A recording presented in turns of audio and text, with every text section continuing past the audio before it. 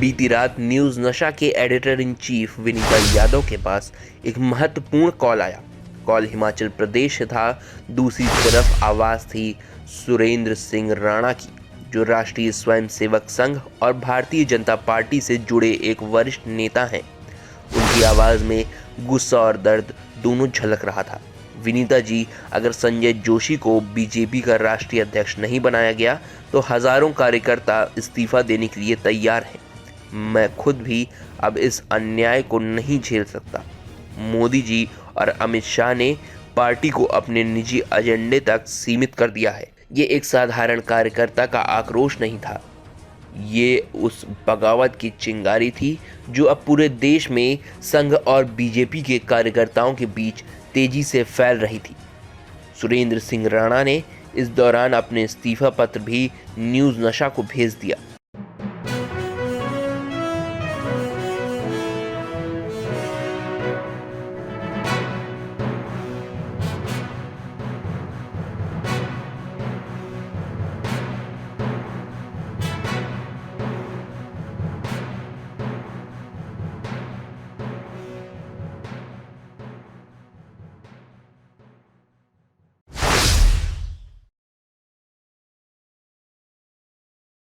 ये पत्र न केवल उनकी नाराजगी दर्शा रहा था, बल्कि ये संकेत भी दे रहा था कि बीजेपी और संघ के रिश्ते में दरार अब खुलकर सामने आ चुकी है।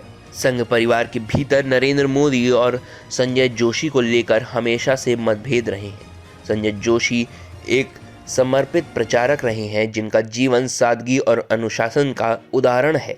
वे हमेशा संगठन में काम करने वाले नेताओं को आगे बढ़ाने के पक्षधर रहे हैं, जबकि नरेंद्र मोदी ने संगठन की बजाय व्यक्तिगत करिश्मे पर ध्यान दिया है। संजय जोशी संघ के विचारधारा और कार्यशैली के कट्टर अनुयायी हैं, जबकि नरेंद्र मोदी ने संघ की परंपराओं से कई बार अलग रास्ते अपनाए हैं। संजय जोशी हमेशा कार्यकर्ताओं से जुड़े रहते हैं, जबकि मोदी का नेतृत्व हाई कमांड स्टाइल में चलता है, जहां सिर्फ ऊपर के नेताओं की ही सुनी जाती है। संजय जोशी का पूरा ध्यान बीजेपी को संगठन के स्तर पर मजबूत करने पर रहा है, जबकि मोदी का फोकस सिर्फ चुनाव जीतने और बड़े स्तर पर प्रचार करने में रहा है। संजय जोशी की छवि संघ में एक सच्चे प्रचारक की रही, जिन पर कोई निजी आरोप नहीं लगे, जबकि मोदी के नेतृत्व में कई बार विवाद उठे हैं, चाहे वो कार्यकर्ताओं की अनदेखी हो या फिर बड़े उद्योगपतियों के साथ नजदीकियां। संजय जोशी के नेतृत्व में कार्यकर्ताओं को खुलकर अपनी बात रखने और कहने की आज़ादी मिलती है, जबकि मोदी युग में पार्टी में डर का माहौल है, जहां असहमति को गद्दारी समझा जाता है।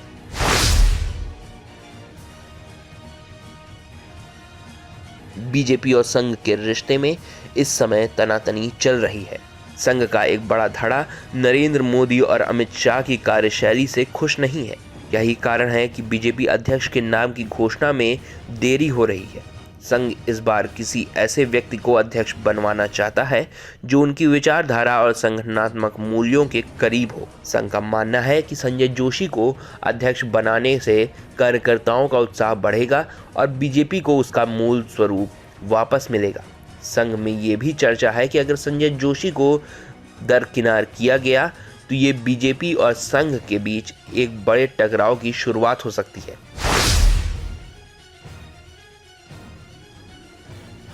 सुरेंद्र सिंह राणा जैसे नेताओं की बात को हल्के में नहीं लिया जा सकता। वे पार्टी में एक मजबूत पकड़ रखते हैं और उनके साथ हजारों कार्यकर्ता जुड़े हुए हैं। अगर संजय जोशी को नज़रअंदाज किया गया तो हिमाचल प्रदेश में ही नहीं, गुजरात, महाराष्ट्र, मध्य प्रदेश और उत्तर प्रदेश जैसे राज्यों में भी बड़े स्तर पर इस्तीफे हो सकते हैं। भाजपा के सामने अब दो ही रास्ते हैं, या तो वो संघ की बात माने और संजय जोशी को राष्ट्रीय अध्यक्ष बनाए, या फिर हजारों कार्यकर्ताओं की पार्टी छोड़ने के लिए तैयार हो जाए।